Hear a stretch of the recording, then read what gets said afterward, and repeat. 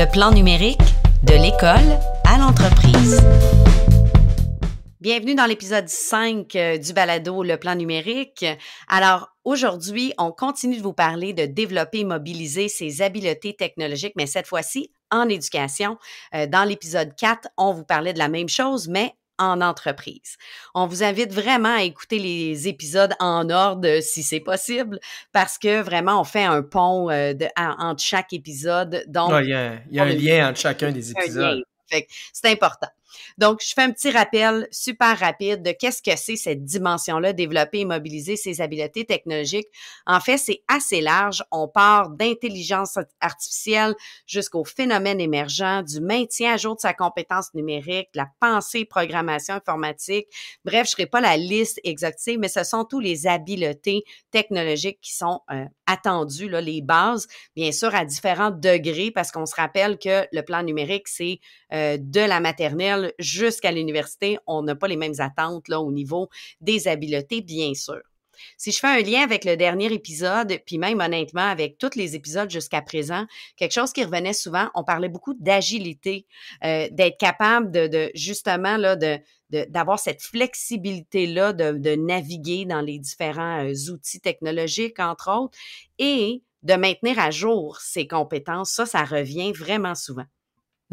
Effectivement. Puis, tu sais, si on parle de nous deux, on a souvent, on le sait dans nos vies personnelles, on se voit pas tant que ça parce qu'on est toujours occupé à étudier. Donc, tu sais, je prends moi comme exemple, premier diplôme en 94, un autre diplôme en 2003, un autre diplôme en 2019. Puis entre ça, c'est entrecoupé de différentes auto-formations, des essais ici et là, de l'apprentissage personnel en TI, en programmation, en base de données, ainsi de suite.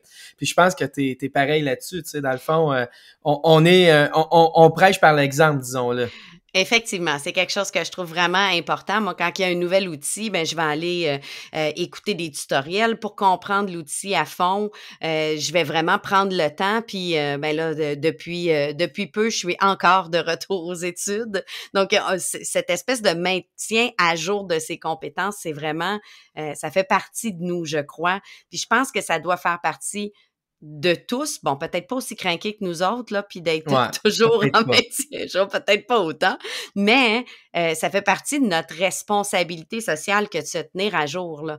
Je fais souvent le parallèle avec le téléphone. Ben, si on est resté avec notre téléphone à roulette puis que je nous mets un téléphone intelligent dans les mains, on va peut-être avoir de la difficulté, là, le pont va être long, disons, là, puis avant de maîtriser. Tandis que si je me suis tenue à jour tranquillement avec les nouveautés, mais c'est bien moins lourd à apprendre quand on se tient à jour, là. On l'a vu aussi dans la pandémie, là. Il y en a qui étaient pas à jour, puis ça a été la Beaucoup marche, plus elle a été difficile. beaucoup Ouais. plus difficile que ceux qui s'étaient tenus à jour, puis qui ont eu à s'approprier une petite coche de plus. Quand on monte de plusieurs coches, c'est vraiment plus difficile. On le vit en entreprise aussi. Tu sais, on a parlé dans un autre épisode. Moi, j'ai eu des cas de collègues que c'était vraiment difficile, là, juste de partager son écran. Nous, on utilisait Teams. Juste de partager l'écran dans Teams, c'était vraiment difficile parce que, bon, t'es moins familier. Puis d'autres que c'était direct, rapide, simple, fluide. Donc, les mises à jour, mais aussi l'essai-erreur, tu sais, de se lancer puis d'essayer puis de s'ajuster puis de corriger puis après ça de poser des questions, de se trouver des gens à qui on peut questionner un peu plus. Je pense que ça, c'est des éléments importants. En éducation, au niveau du numérique, là, il y a beaucoup d'opportunités pour se tenir à jour. Puis ça offre une multitude de choix, là. On n'est pas obligé d'attendre la journée de formation ou la formation universitaire précise pour pouvoir se maintenir à jour. Je pense entre autres, et je t'en nomme quelques-uns, à Campus Récit, Mm. qui sont des auto-formations que les enseignants peuvent suivre. Des fois, là, on parle en 1 heure, tu as terminé une auto-formation. Donc, il y a moyen de trouver le temps de suivre les informations. Je pense à Cadre 21 qui a également des auto-formations qui sont disponibles en ligne. Je pense aussi à tous mes collègues qui sont des récits locaux. On a déjà expliqué dans d'autres épisodes qu'est-ce qu'était un récit, mais ce sont des conseillers pédagogiques qui aident à l'intégration du numérique. Ben, ils créent un paquet de matériel. Des fois, c'est des tutoriels vidéo, des tutoriels par écrit ou autre. Je pense entre autres à mon propre centre de service. On a la trousse numérique du CSS de Laval et on l'alimente de façon quotidienne. On y ajoute de l'information. J'ai vu beaucoup aussi pendant la pandémie des profs se former entre eux, de maintenir leurs compétences entre eux. Donc, on s'assoit ensemble à 4 dans un local, puis on cherche comment qu'on partage notre écran justement dans Teams, puis on s'aide en pratiquant, en l'essayant. Mais j'ai vu des belles initiatives aussi au niveau là, des réseaux sociaux et en ligne. Je pense entre autres à Sylvain Duclos, qui est un enseignant de mathématiques au secondaire, qui a parti une chaîne YouTube pendant la pandémie qui s'appelle encore une app par jour. Il nous présentait des nouveaux outils avec les tutoriels pour les utiliser, là, tout avec une visée pédagogique. Donc, il y a moyen là d'aller chercher se maintenir à jour finalement de toutes sortes de façons. Puis ça, c'est pas obligé d'être une formation suivie tous les lundis soirs à l'université entre telle heure et telle heure. Les murs de l'apprentissage là sont enlevés, là. Les portes sont grandes ouvertes. Je pense aussi à d'autres formations plus traditionnelles, comme des colloques, par exemple, où on peut, en un court laps de temps, dire, ben je m'en vais pendant 3 jours, là, ne faire que me mettre à jour. Je pense entre autres à l'ACOPS, qui est l'Association québécoise des utilisateurs d'outils technologiques à des fins pédagogiques et sociales, un grand nom, c'est pour ça qu'on dit l'ACOPS, qui sont des journées d'ateliers qui reviennent annuellement là, à chaque printemps. Il y a aussi le Sommet du numérique en éducation, qui est un autre événement là, qui est avec atelier par-dessus atelier. Puis là, je pourrais là, continuer d'en nommer. Là, je pense à École branchée aussi, qui offre un paquet de formations. Donc, je les nommerai pas tous. On a beaucoup d'opportunités. Ouais, là, vous donc avez beaucoup d'opportunités pour vous effectivement. auto-développer. Mais tu sais, on parle des profs, mais tu peux parler des élèves, c'est la même chose. Il y en a plein d'élèves qui ont appris à jouer de la guitare en écoutant sur YouTube, puis Effectivement. on pourrait nommer plein d'autres choses, là. C'est l'exemple qui me vient en tête, mais c'est la même chose, là. Mais dans votre cadre de travail à vous, il semble avoir une panoplie de possibilités, là. Effectivement. Fait qu'on n'est pas obligé d'attendre une certaine formation. Il faut prendre les devants. Il faut aller voir ce qu'il y a disponible, autant au niveau des auto-formations que de dire, ben cette année, je participe à un congrès. Il faut avoir cette réflexion-là de comment je vais me maintenir à jour au niveau du numérique. On l'a vu dans les dernières années avec la pandémie et tout. On peut pas passer à côté puis juste attendre qu'on nous le montre. Il faut prendre les devants pour être à jour. On parle aussi dans cette compétence-là de développer, mobiliser ses habiletés technologiques de robotique et de programmation. Là, on a beaucoup parlé d'habiletés de base, là, comment je partage mon écran, puis comment je communique et autres. Je te dirais on dirait que ça a l'air moins présent, la robotique et la programmation dans les écoles, mais par contre, ça l'est depuis plusieurs années. C'est même là au Québec depuis les années 60.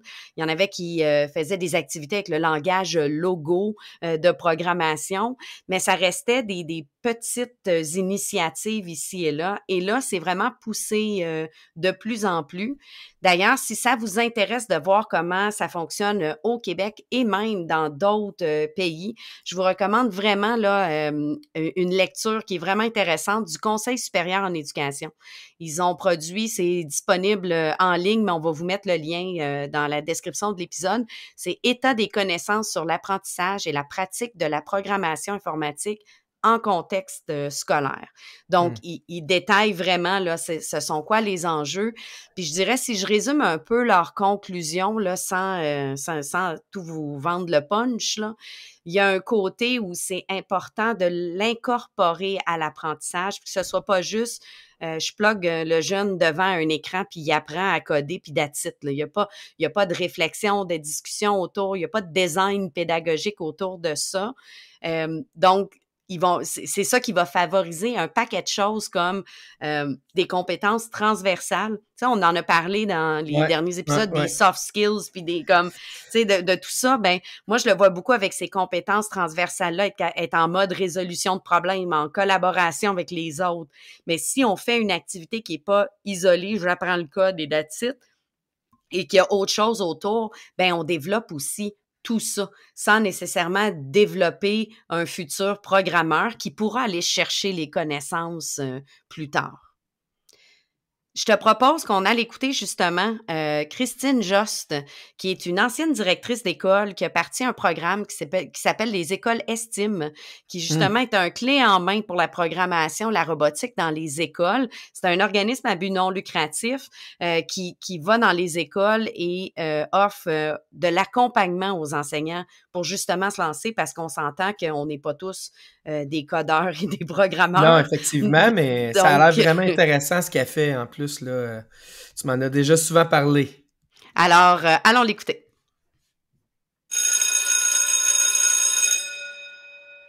Alors, merci beaucoup, Christine, d'avoir accepté de venir nous parler des écoles Estime. Est-ce que au début, tu peux te présenter, commencer par nous parler de qui tu es, ton parcours et tout? Merci. Ça fait plaisir, Alexandra, en cette belle journée chaude. Qui je suis? Je suis Christine Jost. Je suis pédagogue et directrice d'école dans l'âme et de carrière. J'ai travaillé 30 ans dans le milieu de l'éducation publique. Particulièrement au primaire, particulièrement en milieu défavorisé, c'est ce qui est ma carrière, et les 23 dernières années à titre de directrice d'école. Voilà qui je suis, et j'ai pris la décision en janvier 2019. En fait, je l'ai pris en octobre 2018, mais effective en janvier 2019, de laisser ce beau métier. Parce que pour moi, le métier de directrice d'école, c'est le point central de mobilisation, d'acteurs de changement dans nos écoles. Et ce n'est pas parce que je n'aimais plus mon métier, mais c'est parce que j'avais découvert 4 ans auparavant tout le domaine du code informatique et de la programmation informatique et de l'impact que ça peut avoir sur l'apprentissage d'un enfant au 21e siècle. Et c'est ce qui a fait que j'ai quitté mon travail de directrice, et j'ai en même temps fondé l'organisme Estime, qui est un organisme à but non lucratif. Je l'ai fondé avec des enseignants, un groupe de pédagogues avec qui je travaillais. On a fait ça pendant à peu près 2 ans, je dirais, les soirs, les week-ends, les vacances d'été. Et pourquoi on a fondé Estime, en fait, c'est que on a découvert, comme je viens de le dire, le code informatique. On a fait des petits tests dans notre école. On a essayé d'intégrer l'apprentissage de la programmation, en fait, l'apprentissage de la compréhension du code informatique pour qu'un enfant puisse programmer. Et après ce test-là, on s'est dit, mais qu'est-ce que ça développe comme compétence? C'est incroyable, surtout en milieu défavorisé, des contextes concrets qu'un enfant apprend à créer avec l'outil numérique en programmant.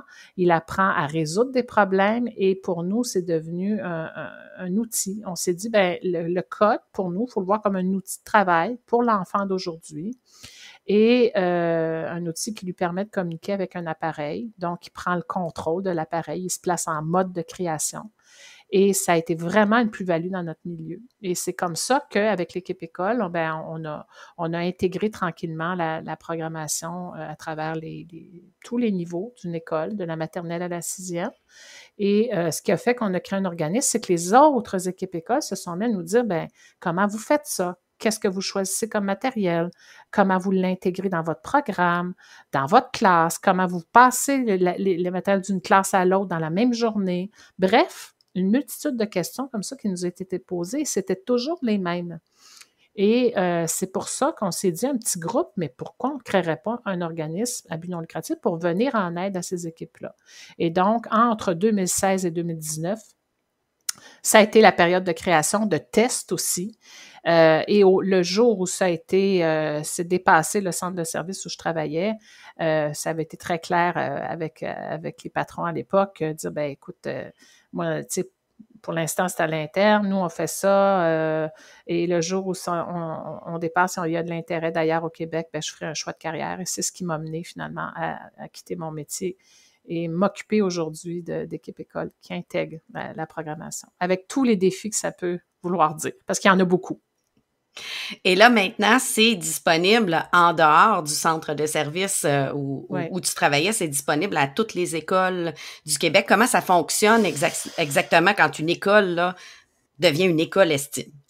Ben, avant qu'elle devienne une école estime, un des premiers défis, c'est d'intéresser les acteurs du milieu à ce dossier, pas, je ne vais pas dire dossier, mais à cette facette de l'apprentissage d'un enfant. Et ça, je dirais que c'est le principal enjeu.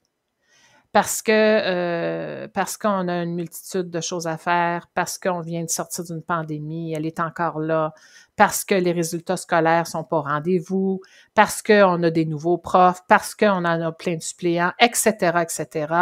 Là, c'est pas négatif ce que je dis là, Alexandra, mais c'est la réalité des choses. Aujourd'hui. Mais c'est vu un peu comme un ajout Oui, à la exactement. tâche, puis au curriculum, Ouais. la programmation, Ouais. puis le codage. Oui, c'est vu comme un ajout. Au moment où on se parle, puis ça va être comme ça pendant un bout de temps, les gens qui travaillent dans les écoles primaires et secondaires ne se sentent absolument pas spécialistes. C'est pas un domaine qui leur appartient, tu sais, parce que moi, je suis mariée à un ingénieur, j'ai fréquenté les gars de poli, là, je vais dire les gars de poli parce que c'est ça, parce que c'était les hommes qui entraient dans les écoles d'ingénierie, d'informatique pendant des décennies. Alors, c'est ça l'image qu'on a encore de quelqu'un qui programme. On n'a pas les adultes de ce monde d'aujourd'hui. Puis là, quand tu me parles, je vais arriver à répondre à ta question, Alexandra, mais c'est ça l'affaire, tu sais, c'est que ce monde de femmes qui sommes des pédagogues, des directrices d'école, parce qu'il y a beaucoup, beaucoup de femmes, encore là, tu sais, c'est encore pire parce que nous, quand on a un bouton dans les mains, puis moi, la première, ben qu'est-ce que je fais? Je me retourne vers mon mari, puis je dis, toi, tu connais ça, les boutons, peux-tu l'arranger, tu sais?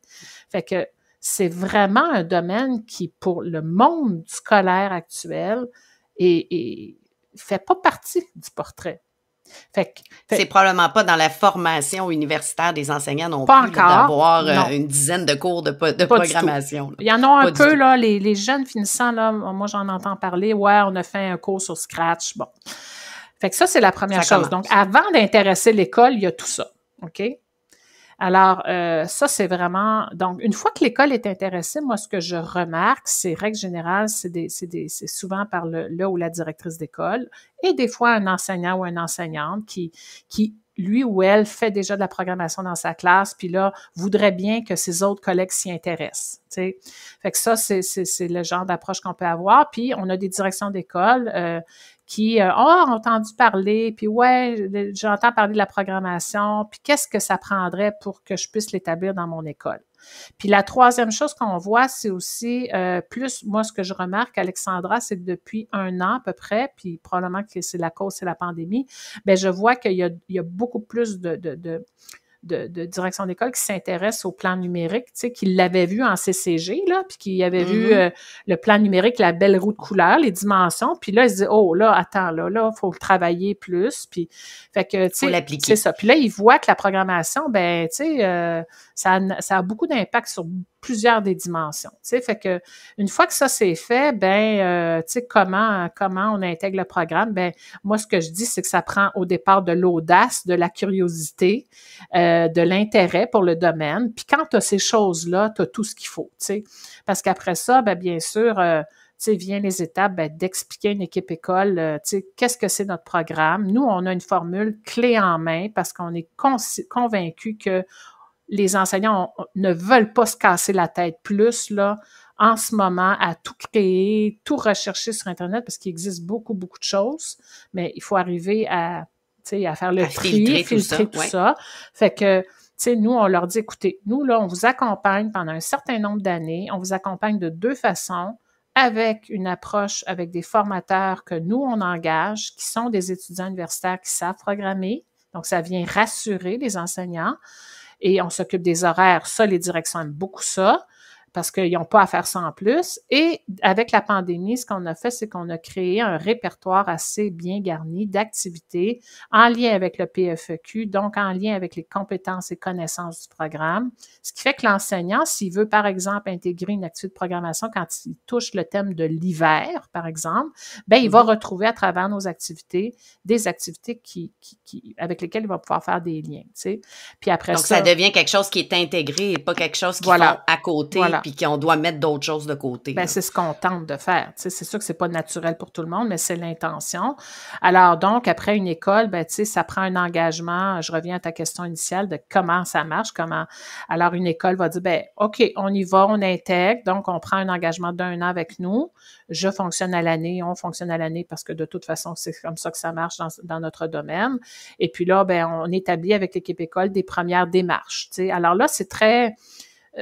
bon, la pandémie va nous avoir amené encore plus de souplesse parce qu'on est reconnu pour notre souplesse de s'adapter à la réalité de l'école avec laquelle on travaille, d'où on part. Alors, si par exemple, on va commencer avec une école qui veulent essayer 1 an avec quelques enseignants, nous, ce qui compte, c'est la mobilisation de l'équipe. Parce que pour nous, tous les enfants d'une école devraient avoir cette chance d'apprendre à programmer et non pas seulement ceux qui sont dans les classes des profs que eux trouvent ça important. Tu sais. Mais on est conscient que ça se fait pas en criant ciseaux, puis qu'il faut des étapes, puis on est prêt à les traverser. Fait que ce qui compte pour la direction d'école, c'est de lui faire réaliser que, dépendamment de la vitesse à laquelle il veut ou elle veut se rendre à ce que la programmation soit disponible dans toutes les classes, ben si ça prend 3 ans, 5 ans, 7 ans, ben tu sais, il faut être prêt à vivre avec ça. Tu sais. Fait que nous, à partir du moment où on a une école qui est curieuse, qui veut, qui est audacieuse et qui se dit, garde, même si c'est pas inscrit quelque part ligne dans le programme, là, on va y aller parce qu'on sait que c'est un outil intéressant pour les enseignants, vraiment puissant, l'apprentissage du code informatique pour programmer, et que les élèves, clairement, on les engage parce qu'ils ont toute une autre vision de l'appareil avec lequel ils travaillent, et s'ils sont en train d'en prendre un langage machine, ben nous, on travaille avec ces écoles-là, puis après ça, le reste, ça se détermine d'une école à l'autre, je te dirais. Pour les modalités. Ouais. Tu viens de nommer plusieurs raisons pourquoi la programmation, et j'inclus la robotique parce que souvent, on les met ensemble, les activités vont ensemble. Pourquoi c'est important?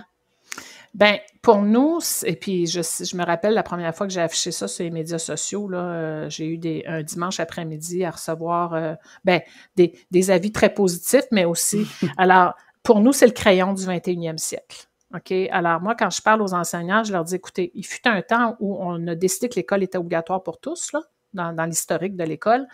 Après ça, il faut que tous les enfants apprennent à lire et écrire. Ben là, il faut que tous les enfants apprennent à programmer. OK? Et pourquoi? Parce que c'est la façon de t'adresser à une machine. Puis pourquoi il faut qu'un enfant apprenne ça? C'est parce qu'il vit avec. Tu sais, là, c'est plus l'ère il y a eu les enfants du web, tu sais, les générations, là. Ben là, les enfants ont l'outil numérique partout. Oui, il y a une question de dosage. Je ne veux même pas rentrer dans ce débat-là, le temps d'écran, tout ça, là, mais il reste que l'outil numérique, l'enfant vit avec. OK?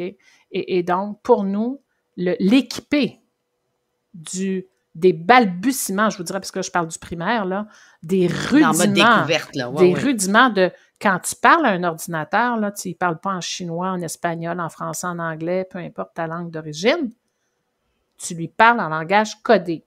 Puis comment un langage codé fonctionne? Bien, il fonctionne de la même manière qu'une langue, avec des lettres, avec des accents, avec de la ponctuation, avec des phrases, bon. Bien, tout ça, ça s'appelle d'autres choses en programmation. Ça s'appelle des séquences, ça s'appelle... Bon.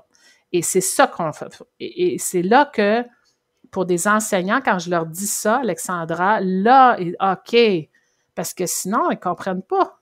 Alors, pour nous, pourquoi? C'est la raison. C'est le langage du 21e siècle. C'est le langage machine. Et les enfants doivent être conscients que c'est ce qu'on utilise quand on travaille avec un ordinateur ou un robot. C'est super important qu'ils comprennent l'impact que ces machines-là ont dans leur vie, pour faire des choix et tout.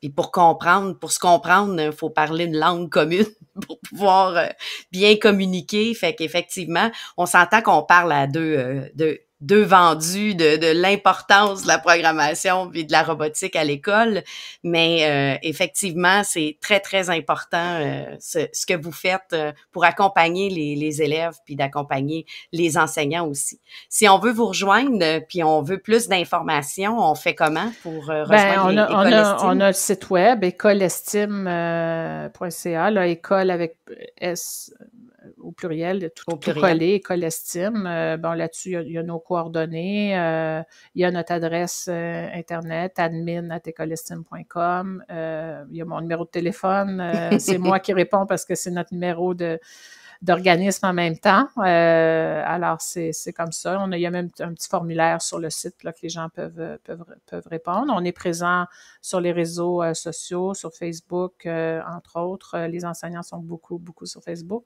Là, on vient d'engager quelqu'un au niveau des coms et marketing. Donc, à partir du mois d'août, on devrait être...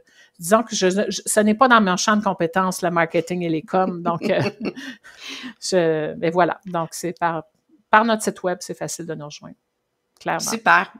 Ben merci beaucoup d'avoir accepté de nous partager ton travail, ce que tu fais et ta passion. C'était très apprécié. Quand je me suis lancée là-dedans pour le mot de la fin, tu sais, moi, j'entrais pas dans la fin de carrière au moment où j'ai quitté mon école, mais pour moi, là, j'ai dit ça, là, en fait, c'est la première fois en carrière que je vivais ça, que je découvrais un outil pédagogique qui allait me donner une vague de 15-20 ans, tu sais. Et c'est le choix que j'ai fait. Et j'en suis toujours convaincue. Alors, surfer la vague, pour moi, ça va être long. Et on verra le petit bout de chemin qu'on peut faire au Québec. C'est ça notre intention. Fait que voilà. Super. Merci. Ben, merci beaucoup. Merci, Alexandra.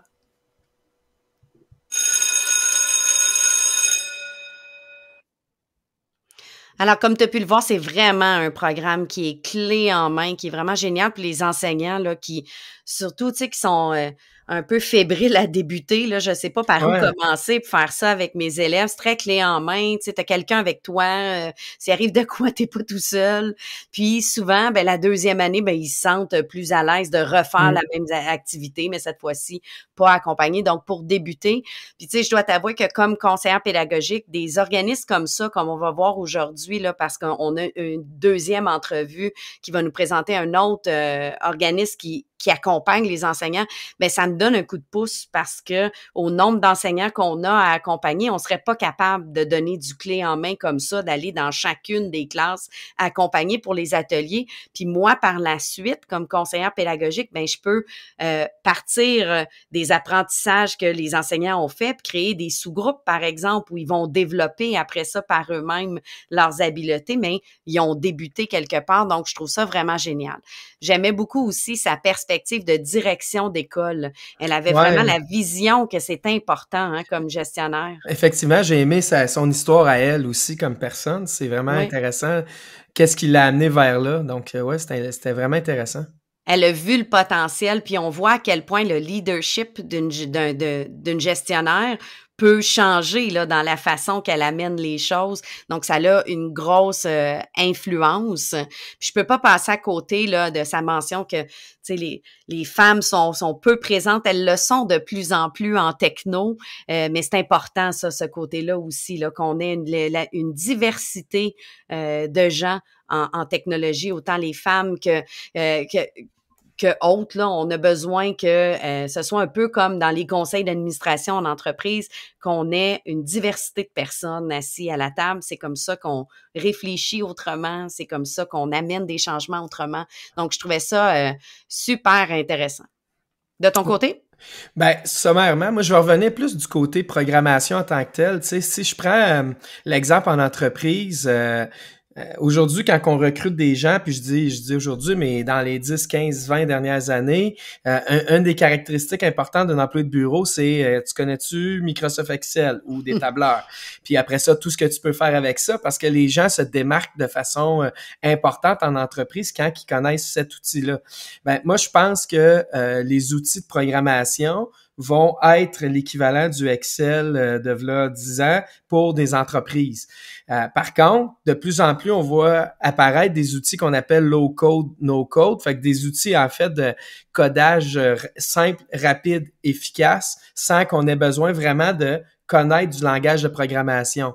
Mais même Est-ce que, je t'arrête 2 secondes, vas-y, low code, vas-y. no code, là, est-ce que c'est plus, ce qu'on est on a beaucoup d'activités avec des outils comme Scratch, par exemple, que je crois que je t'ai déjà montré, Ouais, de la programmation par bloc, donc ouais.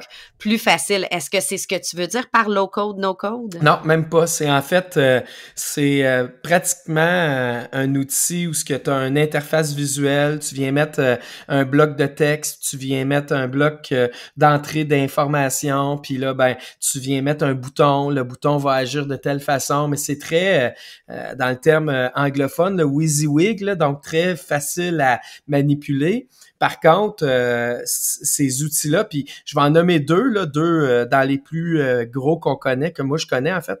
Tu as Power Apps de Microsoft, puis tu as AppSheet de Google. AppSheet a été acheté par Google, en fait. C'était une application qu'une autre entreprise avait partie. Mais c'est vraiment fait pour faire ça. Mais même si c'est des applications qui sont... puis moi, j'en ai bâti là, des applications Power Apps, par exemple, puis AppSheet, j'en ai fait dans les deux. Même si c'est des outils qui sont...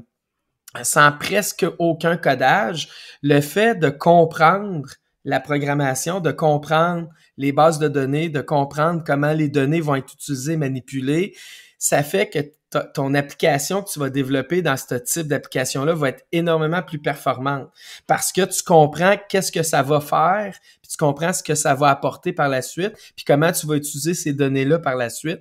Donc, d'avoir une base, ça devient quand même très important. Même si tu apprends pas un langage de programmation, juste le fait d'avoir une base de comment ça fonctionne, ça amène des avantages importants, même dans des outils de low-code, no-code ou de Donc, ce qu'on fait non-codage. en éducation au niveau, tu sais, de la programmation par bloc qu'on monte à des tout petits où ils comprennent le if then, par Ouais, exemple, ou par des choses exemple. comme ça, même s'ils savent pas écrire le code puis qu'ils codent pas en Python ou en autre, ben, ça peut les aider avec des outils low code comme ça qui sont présents en entreprise. Effectivement, tu sais, mettons que tu dis, je reprends ton exemple de if then, donc si ça arrive, ça fait ça, tu sais, donc une suite logique, puis comprendre aussi puis en mathématiques, on voit souvent ça aussi, le et le ou.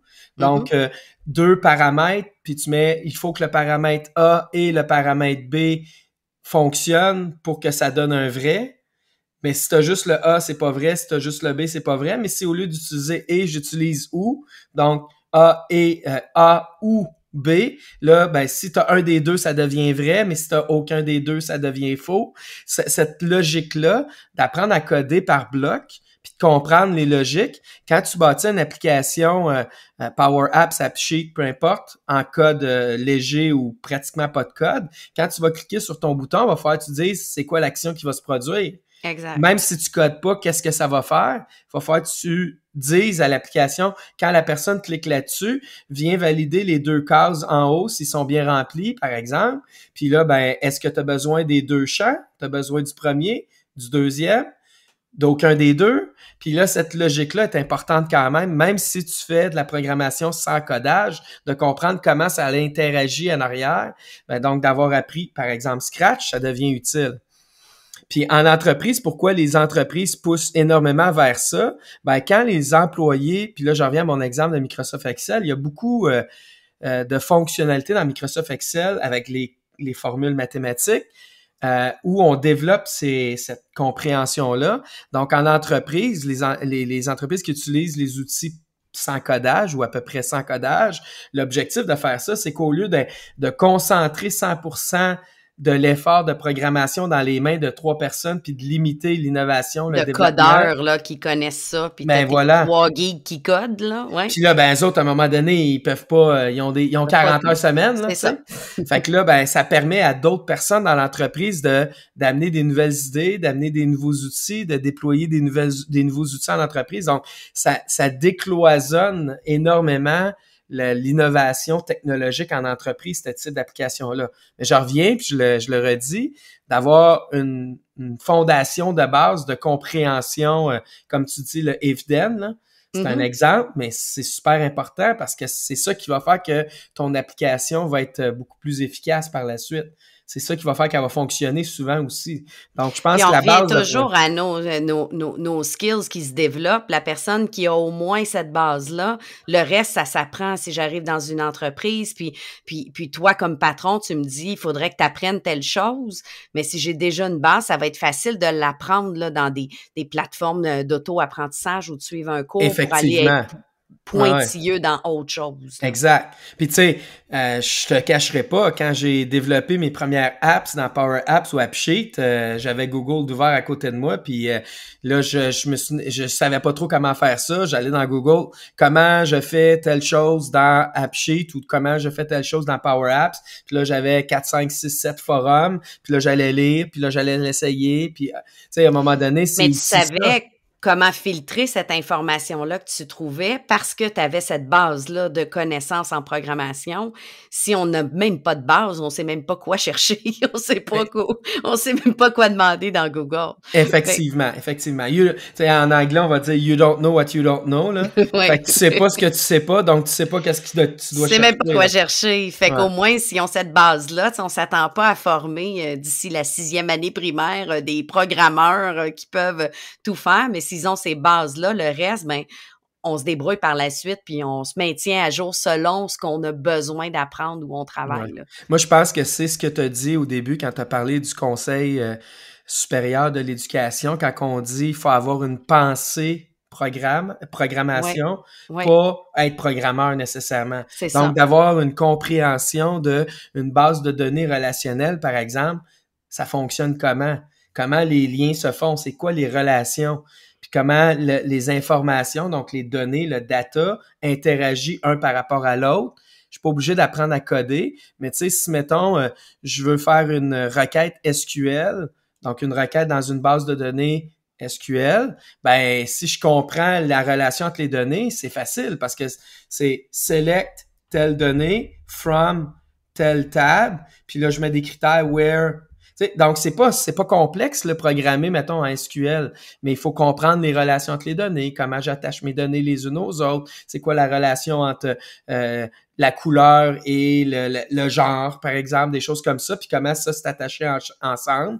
Puis c'est ça qui fait que, cette base-là qui fait que quand on va arriver dans des applications sans codage, ben on va être efficace à les utiliser.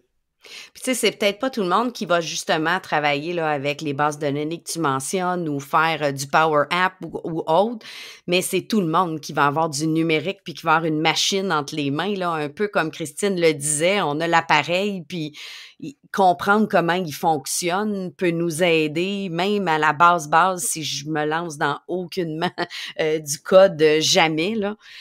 Donc, cette base-là est importante en société. Je lisais récemment justement que si on n'a pas un minimum de connaissances puis d'habileté technologique, mais comme société, on va critiquer certaines décisions de nos gouvernements pour des avancées d'innovation, mais on va critiquer en n'ayant pas la base de connaissances pour faire avancer la technologie. Donc, toute base est bonne à avoir, bien sûr, mais je peux comprendre que ça semble gros de dire « OK, il faut que je fasse de la programmation en plus ». Ça, Christine en a parlé un petit peu, de dire c'est pas un ajout, il faut que ce soit clé en main, il faut que ce soit intégré pour les profs. Fait que je te propose de te parler de 2 autres organismes qui aident les profs Vas-y. justement à intégrer tout ça. Le premier, c'est Code Montréal, qui fait sensiblement quelque chose de similaire à École Estime aussi. Ils ont des activités clés en main qui permettent aux enseignants là, de faire des activités. D'ailleurs, si on visite leur site Code Montréal, on peut déjà, comme enseignant, dire, bon, ça va, tu sais, je me sens quand même relativement à l'aise, pas à en faire de la grosse programmation, mais à me lancer puis à essayer. Ils pourraient se lancer par eux-mêmes, mais au Centre de services scolaires de Montréal, ils ont en plus de l'accompagnement avec une équipe de Code Montréal et tout, et ils sont en train de regarder là, comment ils pourraient en faire bénéficier en dehors aussi. Et je te propose qu'on laisse au lieu que moi encore, je te présente autre chose en éducation, qu'on laisse mon collègue Alexandre Chenette nous parler d'une initiative de Kids Code Jeunesse, qui est un autre organisme qui fait aussi des activités en programmation et tout, mais cette fois-ci, il va nous parler des activités qu'ils ont fait en lien avec l'intelligence artificielle, puis des activités vraiment clés en main pour les profs, même chose. Donc, je te propose qu'on aille écouter Alexandre. Ben parfait. Alexandre, il est populaire dans notre podcast. C'est sa deuxième fois déjà. C'est comme la deuxième fois. Il était venu nous parler de citoyenneté à l'ère du numérique. Cette fois-ci, une courte entrevue pour nous présenter ça. Parfait. Bonjour Alexandre, merci beaucoup d'avoir accepté de nous parler d'intelligence artificielle. Tu t'étais déjà présenté dans un autre épisode de notre balado, mais pourrais-tu te présenter à nouveau pour ceux qui viendraient par exemple de découvrir le balado? Oui, Alexandre Chenette, j'enseigne l'éthique et culture religieuse, la philosophie depuis près de 15 ans au niveau secondaire. Puis depuis 3 ans maintenant, je travaille au Récit national du développement de la personne. Puis je m'intéresse entre autres à l'intelligence artificielle. Parlant d'intelligence artificielle, tu as travaillé sur un projet avec Kids Code Jeunesse. Pourrais-tu nous en parler? Oui, Kids Code Jeunesse, c'est un organisme à but non lucratif canadien qui, au départ, dans le fond, donnait des ateliers de codage pour les jeunes, puis en donne toujours d'ailleurs. Mais là, dans les dernières années, on vraiment commencé à donner des ateliers pour démystifier l'IA chez les tout-petits, puis même les enjeux éthiques là, à ce niveau-là. Donc, on a commencé à collaborer pour créer des dossiers d'accompagnement parce que nous, on n'a pas le temps, dans le fond, de former tout le monde. On est très, très occupés. Fait qu'eux autres, ils offrent ces formations-là gratuitement pour les jeunes directement en classe ou aussi former les profs. Donc, tu sais, souvent, c'est ça, dans le fond, ça joue beaucoup avec le sentiment d'efficacité personnelle des profs. Ils se sentent pas nécessairement outillés ou compétents assez pour se lancer, mais après avoir vécu des ateliers comme ceux-là, ils sont prêts après ça en parler avec leurs jeunes. Puis on a créé une activité ludique, dans le fond, IA de l'avenir, qui est une espèce de jeu de rôle. Ça peut se faire en 1 ou 2 périodes, où est-ce que chaque équipe d'élèves, dans le fond, est une compagnie, crée sa compagnie, puis chaque membre de l'équipe, il y en a qui sont les employeurs, il y en a qui sont les employés, puis il y a dans l'animateur du jeu, le prof, il y a des différents développements d'intelligence artificielle qui arrivent. Et là, ils doivent réfléchir, délibérer sur qu'est-ce qu'ils vont faire avec cette proposition-là. Fait que c'est super intéressant là, pour partir de là. Tous ceux qui sont habitués de faire de la réflexion éthique, là, partir avec un jeu comme ça, les jeunes trippent, puis ça devient vraiment plus facile. Donc, il y a de l'avenir. Mais on a créé aussi un dossier sur l'intelligence artificielle, puis on collabore constamment. Là, donc, je vous invite fortement à aller voir leur formation. J'ai personnellement participé là, à des formations. J'ai pas eu leurs ateliers en classe, mais je suis allée, moi, comme enseignante, dans le temps, m'asseoir puis qu'on me l'explique. Puis c'est vrai que ça vient jouer sur le sentiment d'efficacité personnelle parce que là, tu l'as fait, t'as été aidé. Fait que tu te sens plus solide pour aller le faire en classe avec les élèves par la suite parce que tu as eu du temps. Donc, des liens aussi, des trucs qui sont vraiment concrets avec les élèves, là, qui puissent le manipuler là, au-delà du théorique, là, parce que ça peut devenir vraiment complexe, mais de voir c'est agissant, puis donc vraiment des belles formations. Pourquoi il faut parler de l'intelligence artificielle avec nos élèves? Pourquoi il faut apprendre ça à l'école? Ben, déjà, c'est présent dans nos vies. Il faut comprendre comment ça fonctionne, l'impact des algorithmes dans nos choix. Mais, tu sais, peu importe le travail qu'ils vont choisir, le domaine, là, ça transforme déjà, puis ça va transformer tous les domaines. Fait que, tu sais, puis ça va plus vite que l'éducation. Ça se développe tellement rapidement. Tu sais, moi, ça fait, 2-3 ans que je commence à suivre ça, puis c'est semaine après semaine. En numérique, on a toujours l'impression d'être dépassé. Tu sais, que oups, c'est déjà fini. Si on passe à autre chose. C'est ça, fait qu'il est comme vraiment temps, en fait, qu'on se lève et qu'on leur en parle.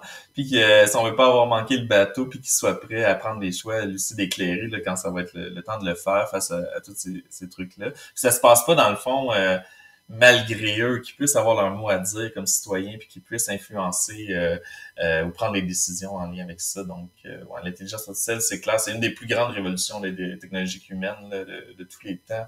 Fait que c'est même ce qui m'impressionne, c'est à quel point c'est pas tout le monde qui en parle.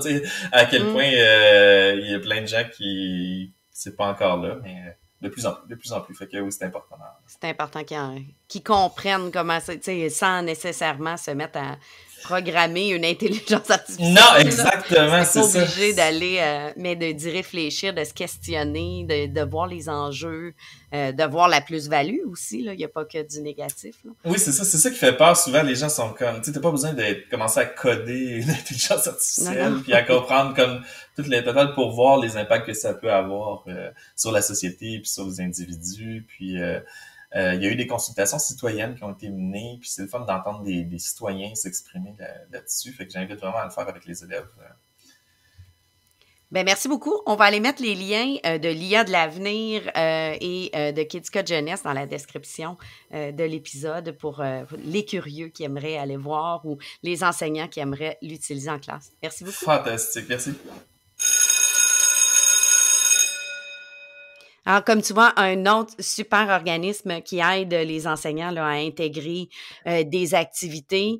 D'ailleurs, tous les liens là, vers les activités qu'on a mentionnées, que ce soit les écoles Estime, que ce soit Code Montréal, Kids Code Jeunesse. En fait, tout ce qu'on mentionne dans l'épisode est toujours dans la description de l'épisode avec des liens cliquables là, qu'on peut aller lire si on vous fait une suggestion de lecture ou autre. Je reviens rapidement sur l'entrevue d'Alexandre, mais en fait, ça revient toujours dans chacune de nos épisodes, l'idée de donner une base, tu dis souvent une fondation, pour être capable de mieux comprendre, de se questionner. Par la suite, ça leur ouvre les portes de pouvoir aller plus loin, mais ça les amène à pouvoir réfléchir, à faire des choix éclairés. Et Alexandre est revenu là, sur ce côté citoyen-là. Comment est-ce qu'on veut prendre des décisions comme société si on comprend même pas ce que c'est? Donc, c'est important pour faire avancer les choses puis que ce soit en mode réflexif. Puis, je veux dire que personnellement, j'ai fait plusieurs ateliers avec Kids Code Jeunesse. D'ailleurs, tu étais déjà venu. Moi, je suis allée à 2. À 2, quand une fin de semaine qu'on est allé faire un atelier. Si je me souviens bien, tu étais venu faire du scratch puis des microbits qui sont des micro-contrôleurs et tout. Mais j'ai aussi assisté à des ateliers de formation sur l'intelligence artificielle. Ouais. Je l'ai jamais fait en classe avec les élèves. Je déduis que c'est une coche de plus, là, mais comme prof, je m'étais formée avec eux à essayer de comprendre.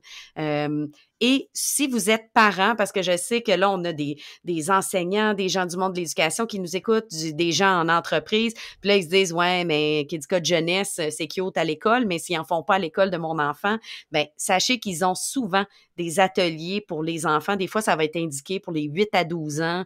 Un dimanche, il y a une activité pour apprendre à coder ou quelque chose du genre. Donc, allez sur leur site, peut-être vous abonner à leur infolette ou autre pour suivre ces activités-là, mais il y a moyen de justement, je sais qu'ils ont des activités l'été et tout, donc on peut initier nos enfants à la programmation, le code, l'intelligence artificielle avec eux de cette façon-là. Et toi? Ben moi, je vais revenir sur une chose qu'Alexandre a parlé. Il a parlé d'algorithmes puis d'intelligence artificielle, entre autres. Oui. Quand on parle d'algorithmes puis d'intelligence artificielle, on va souvent parler de données. Donc, je sais qu'on a parlé à quelques reprises dans nos épisodes. Tu me parles jamais de ça à la maison. Voyons, et voilà. Data literacy, c'est pas en tout ton sujet de maîtrise. C'est ça. Donc, pour moi, je pense que la compréhension des données, puis là, tu commences un cours là, en statistique, là. Eh oui. C'est ça. Donc, chance que je vais t'avoir. Donc, de comprendre justement les données, de comprendre comment ils interagissent, comment on peut attacher des données, comment on peut faire des mathématiques avec des données, donc des statistiques et des probabilités, parce que c'est pas la même chose. Je n'irai pas dans le détail, là. Il y a des profs de mathématiques qui vont nous écouter, qui vous expliqueront peut-être dans un autre podcast en mathématiques quelle est la différence entre des statistiques et des probabilités. Mais je pense que ça, c'est un élément fondamental, justement, du AI. Mais je vais revenir à l'exemple de Kids Code Jeunesse, parce qu'on avait fait les microbits, mais on était aussi allé à un sur l'intelligence artificielle au centre-ville de Montréal, un soir habituel qu'on n'avait rien à faire. Puis c'est là qu'on avait fait celui où le AI de Kids Code Jeunesse faisait de la reconnaissance de couleurs. Là. Je sais pas si tu te souviens. Oui, je me souviens. Ça reconnaissait le rouge, le vert, le jaune. On faisait un apprentissage On lui apprenait à reconnaître les couleurs en lui montrant différentes teintes de rouge, par exemple.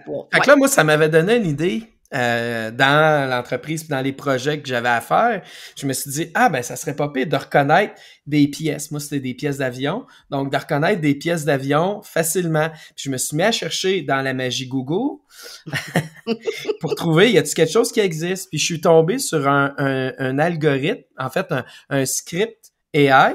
Puis, je vais juste faire un petit parallèle parce qu'on va en reparler éventuellement. On a un épisode avec une personne de Move AI qui va nous expliquer un peu l'intérêt de son entreprise. Mais un des éléments qui nous parlait, puis ça fait le lien avec Alexandre, c'est la majorité des AI qu'on voit et qu'on utilise, c'est pas de la programmation AI qu'on va faire. On va utiliser déjà des modèles et des engins AI préexistants.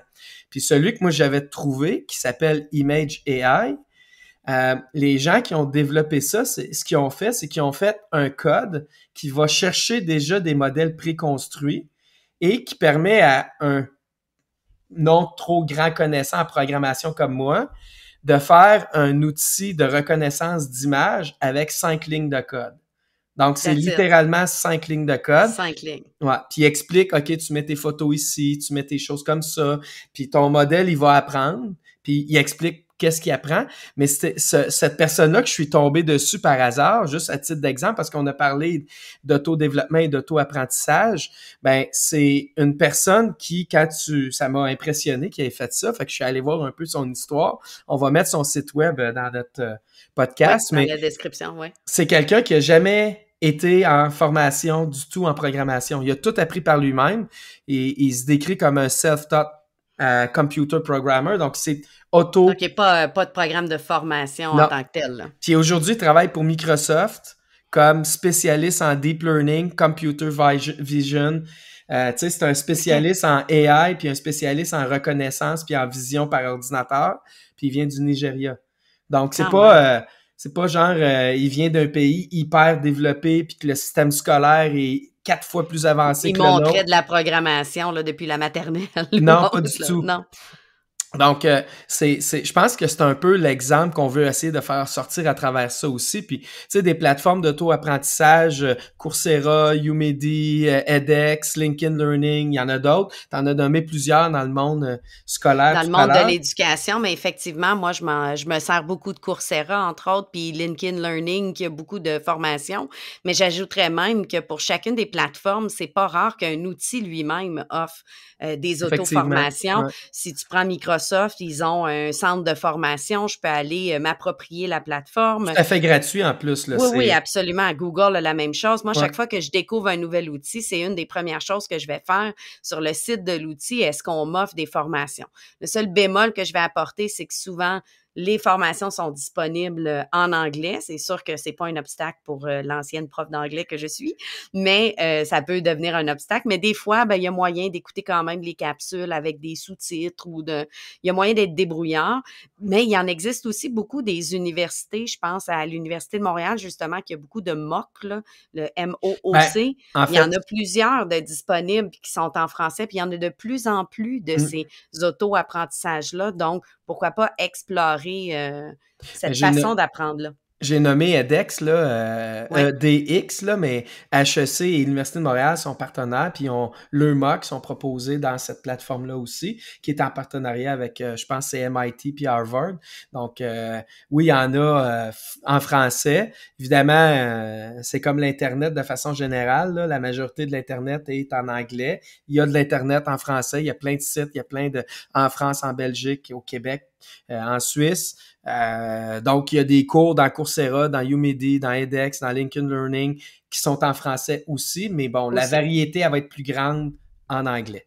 Effectivement, mais faut pas s'arrêter à ça, faut continuer de chercher, puis il y a tellement d'offres de formation. On en a nommé, je pense, un paquet. Je pense qu'on va arriver à trouver au travers de tout ça la formation qu'on a besoin pour se maintenir à jour, hein, qui était une des dimensions, justement, une des dimensions de cette dimension-là, dimension, mais bon. Dans le prochain épisode, on va parler d'exploiter le potentiel du numérique pour l'apprentissage. Je dois avouer que j'ai un petit faible pour cette dimension-là parce que c'est de regarder qu'est-ce que le numérique peut nous amener pour aller encore plus loin, ce qui se faisait pas avant, ce qui était pas possible avant, ce qui nous amène plus loin que le papier-crayon, parce qu'il y a encore de très bons usages du papier-crayon, puis si on fait du numérique que pour faire du numérique, la plus-value, elle est pas là. Mais quand on peut aller quelque part où on n'aurait jamais pu aller avant, on dirait un film de science-fiction, mais bon, on va vous présenter justement au niveau de l'entreprise, mais au niveau de l'éducation aussi, comment on peut aller chercher le plein potentiel du numérique. Super.